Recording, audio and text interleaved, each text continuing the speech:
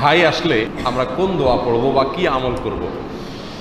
এ প্রসঙ্গে বেশ কিছু ভুল ধারণা আমাদের সমাজে প্রচলিত আছে। একটি ভুল ধারণা আমাদের সমাজে প্রচলিত আছে, সেটা হলো আমরা মনে করি হাই আসলে লা হাওলা ওয়ালা কুওয়াতা ইল্লা বিল্লাহ পড়তে হয়, অথচ এটি ভুল ধারণা। কোরআন এবং হাদিসের কোথাও এরকম কোনো নির্দেশনা আমরা পাই নাই যে হাই তুললে লা হাওলা ওয়ালা কুওয়াতা ইল্লা বিল্লাহ পড়তে হয়। আরবে একটা নিয়ম প্রচলিত আছে, তারা হাই আসলে অনেকে আউযুবিল্লাহি মিনাশ শাইতানির রাজিম পড়ে। এটাও পড়ার জন্য নির্দেশ কোরআন হাদিসের কোথাও দেওয়া হয়নি। তারপরেও নবী আলাইহিস সালাম বলেছেন হাই এটা শয়তান থেকে আসে, যেহেতু শয়তান থেকে আসে সেজন্য শয়তান থেকে আশ্রয় চাওয়া এটা দোষের না। বাকি এটা যদি কেউ সুন্নাহ মনে না করে এমনি পড়ে তাতে কোনো অসুবিধা নাই। এর পাশাপাশি হাই তোলা প্রসঙ্গে বিজ্ঞানীদের দাবি হলো যে হাই তোলা এটা স্বাস্থ্যের জন্য খুব উপকারী। এর মাধ্যমে মানুষ অক্সিজেন গ্রহণ করে, অনেক স্বাস্থ্যের উপকার বয়ে আনে। অপরদিকে আমরা দেখছি হাদিস বলছে, নবী আলাইহিস সালাম বলেছেন হাই এটা শয়তানের পক্ষ থেকে আসে, তোমরা এটাকে বাধা দাও। তো বিজ্ঞান বলছে হাই তুলতে দাও, আর হাদিস বলছে হাইকে বাধা দাও। আসলে বাস্তবতা কোনটা?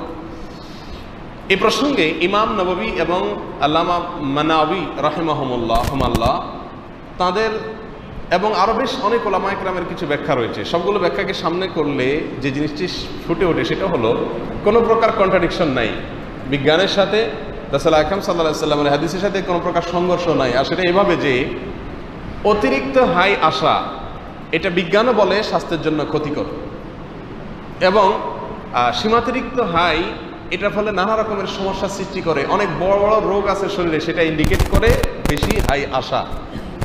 আবার মাঝে মধ্যে হাই আসা এটা কোনো দোষণীয় বিষয় নয়। রাসূল আকরাম সাল্লাল্লাহু আলাইহি ওয়াসাল্লাম মূলত হাই আসলে বাধা দিতে বলেছেন। এক হাদিসে এসে বলেছেন তিনি হাত দিয়ে যেন মুখে বাধা দেওয়া হয়, ওয়ালিয়াদা আয়াদাহু আলা ফিহি। হাই আসলে হাই তুললে হাত দিয়া যে কোনোভাবে যেন মুখ বন্ধ করা হয়।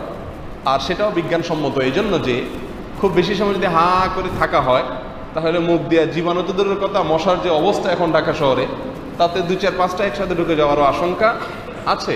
অতএব নবী আলাইহিস সালাম যে হাত দিতে বলেছেন সেটা এই জীবাণু এবং ক্ষতিকর অনেক কিছু যাতে না ঢুকে সেজন্য। বিধায় বিজ্ঞানের সাথে হাদিসের এখানে কোনো কন্ট্রাডিকশন নাই।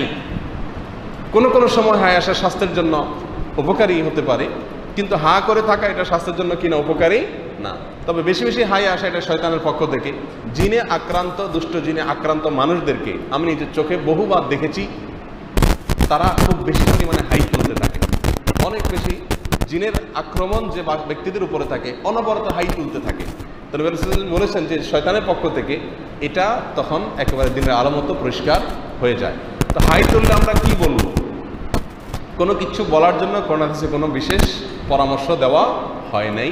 আউযুবিল্লাহ লা হাওলা যদি এই উদ্দেশ্যে পড়েন যে এগুলো পড়লে শয়তান যাবে বা শয়তান থেকে আল্লাহর কাছে আশ্রয় চাইলাম, সে উদ্দেশ্যে আপনি পড়তে পারেন সুন্নাহ মনে না করে। আর যে জিনিসটি করতে হবে হাই তুললে সেটা হলো হাত দিয়ে যথাসম্ভব বাধা দিতে হবে। নবী সাল্লাল্লাহু আলাইহি ওয়াসাল্লাম বলেছেন ইযা তাসাআবা আহাদুকুম, তোমাদের কেউ যখন যদি হাই তোলে তাহলে সে যথাসম্ভব যেন সেটাকে বাধা দেয়, লুকানোর চেষ্টা করে। ওয়ালিয়াদা ইয়াদাহু আলা ফিহি, এবং মুখে যেন হাত দেয়। ওয়ালা ইয়াকুলু হা ফা ইন্না শাইতান ইয়াদহাকু মিনহু।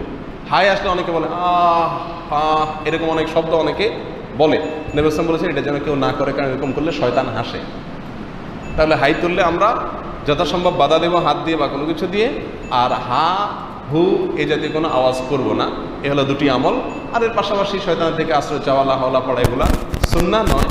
তবে শয়তান থেকে যেহেতু আসে জিনিসটা, বিদায় শয়তানের আশ্রয় চাওয়ার উদ্দেশ্যে আপনি পড়তে পারেন। আল্লাহু আ'লাম বিস-সাওয়াব।